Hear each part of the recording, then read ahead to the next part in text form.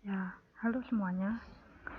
Pada PKN pertemuan kali ini kita akan melanjutkan mengenai pembahasan sistem penyelenggaraan pemerintahan di Indonesia. Kali ini kita akan memasuki bagian yang terakhir. Ya, kita akan lanjut. Nah, jika minggu lalu kita sudah membahas mengenai lembaga pemerintah tingkat pusat, kali ini kita akan membahas mengenai lembaga pemerintah tingkat daerah. Penyelenggara pemerintah daerah merupakan pemerintah daerah dan Dewan Perwakilan Rakyat Daerah atau DPRD. Sedangkan pemerintah daerah adalah gubernur, bupati, atau wali kota, dan peraturan daerah sebagai unsur penyelenggara pemerintah daerah. Dengan demikian, lembaga pemerintah tingkat daerah disebut perangkat daerah sebagaimana tercantum dalam Undang-Undang Nomor 32 Tahun 2004, merupakan penyelenggara pemerintah. Dalam hal ini kepala daerah dibantu oleh perangkat daerah. Nah, secara umum ini perangkat daerah terbagi atas 3. Yang pertama, unsur staf yang membantu penyusunan kebijakan dan koordinasi diwadahi dalam lembaga sekretariat. Yang kedua, unsur pendukung tugas kepala daerah dalam penyusunan dan pelaksanaan kebijakan daerah bersifat spesifik diwadahi dalam lembaga teknis daerah. Yang ketiga, unsur pelaksana urusan daerah diwadahi dalam lembaga dinas daerah. Untuk lebih jelasnya bisa dilihat di sini, yaitu pembagian antara perangkat daerah provinsi dengan perangkat daerah kabupaten kota ya. Di perangkat daerah provinsi ada 4, sekretariat daerah, sekretariat DPRD, dinas daerah, dan lembaga teknis daerah. Yang perangkat daerah kabupaten atau kota itu ada sekretariat daerah, sekretariat DPRD, sekretariat dinas daerah, lembaga teknis daerah, kecamatan, dan kelurahan. Nah, dasar utama penyusunan perangkat daerah ini dalam bentuk suatu organisasi merupakan adanya urusan pemerintahan yang perlu ditangani. Akan tetapi tidak berarti bahwa setiap penanganan urusan pemerintahan harus dibentuk atau diwadahi dalam organisasi tersendiri. Kita lanjut ke lembaga perekonomian negara. Lembaga perekonomian negara ini dibagi 2, yaitu ada BUMN atau Badan Usaha Milik Negara dan BUMD atau Badan Usaha Milik Daerah. Yang pertama, Badan Usaha Milik Negara. BUMN saat ini diatur dalam Undang-Undang Nomor 19 Tahun 2003. BUMN yang seluruh atau sebagian besar modalnya itu berasal dari kekayaan negara yang dipisahkan merupakan salah satu pelaku ekonomi dalam sistem perekonomian nasional selain usaha swasta dan koperasi. Dalam sistem perekonomian nasional, BUMN ikut berperan menghasilkan barang atau jasa yang dipasarkan dalam rangka mewujudkan sebesar-besarnya kemakmuran masyarakat. Yang kedua ada BUMD, Badan Usaha Milik Daerah. Dalam Undang-Undang Nomor 32 Tahun 2004, dalam pasal 177 disebutkan bahwa pemerintah daerah dapat memiliki BUMD yang pembentukan, penggabungan, pelepasan kepemilikan, dan atau pembubarannya ditetapkan dengan peraturan daerah yang berpedoman pada peraturan perundang-undangan. Perusahaan daerah dibentuk berdasarkan Undang-Undang Nomor 5 Tahun 1992 tentang perusahaan daerah.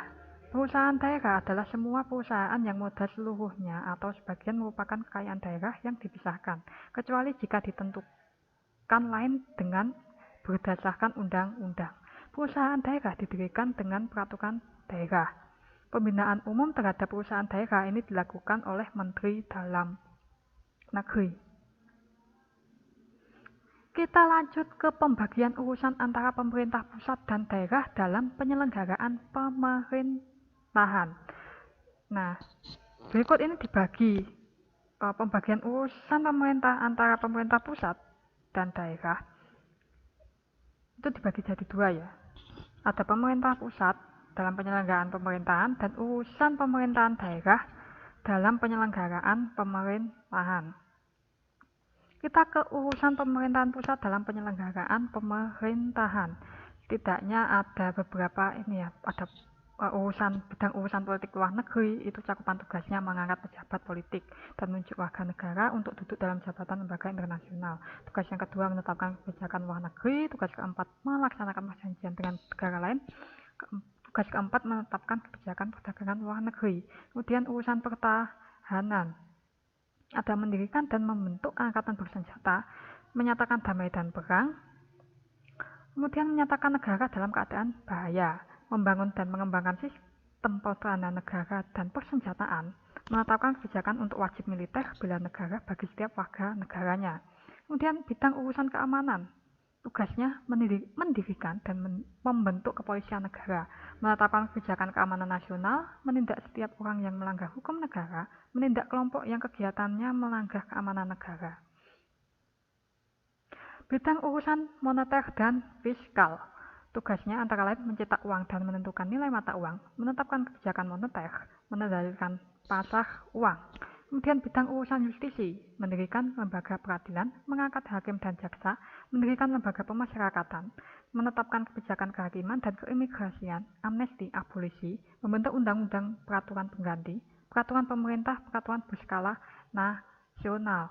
Yang terakhir adalah bidang urusan agama, tugasnya yaitu menetapkan hari libur nasional, memberikan pengakuan terhadap keberadaan suatu negara, dan menetapkan kebijakan dalam penyelenggaraan kehidupan keagamaan. Nah, antara pemerintah pusat dan daerah ini dapat saling berhubungan ya. Pemerintah pusat itu dapat melimpahkan tugasnya kepada pemerintah daerah. Ya, pemerintah daerah di sini yang dimaksud adalah gubernur dan turunannya wali kota dan bupati.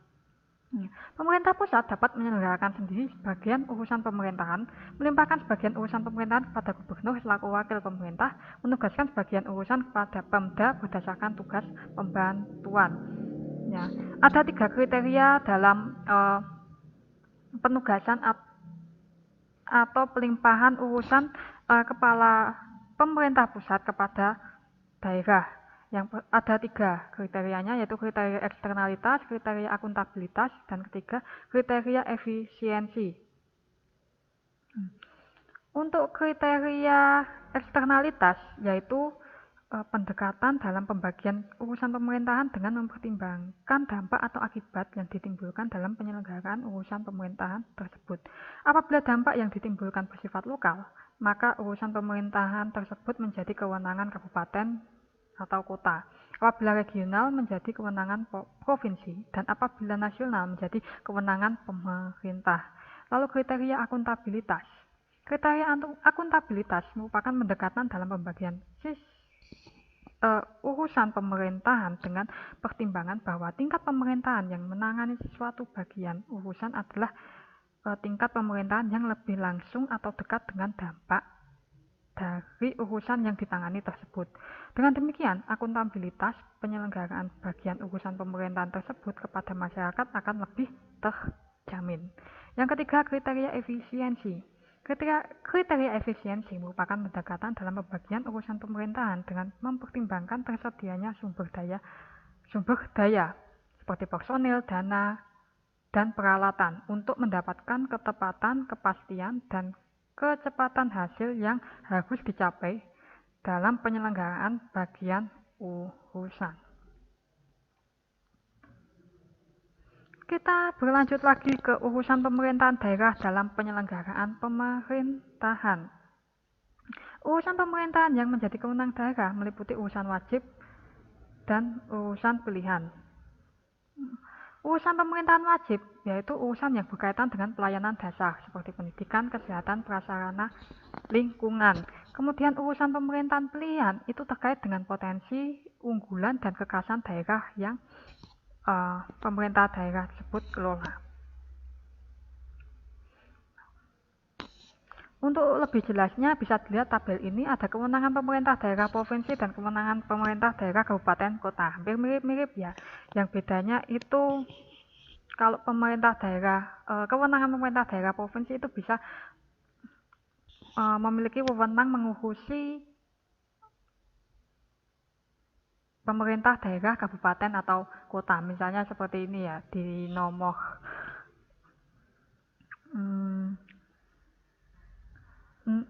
7, 8, dan 9 ya.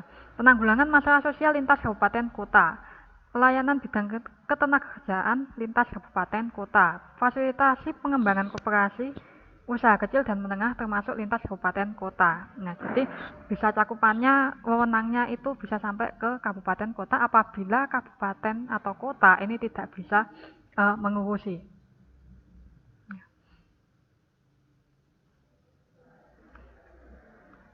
Begitu juga dengan yang nomor 14, 15 dan 15 ya.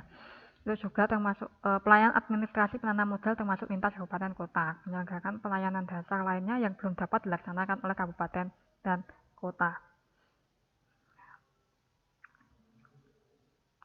Ya, akhirnya selesai juga bagian terakhir ini. Sampai bertemu minggu depan dalam materi yang lain. Terima kasih sudah menyimak.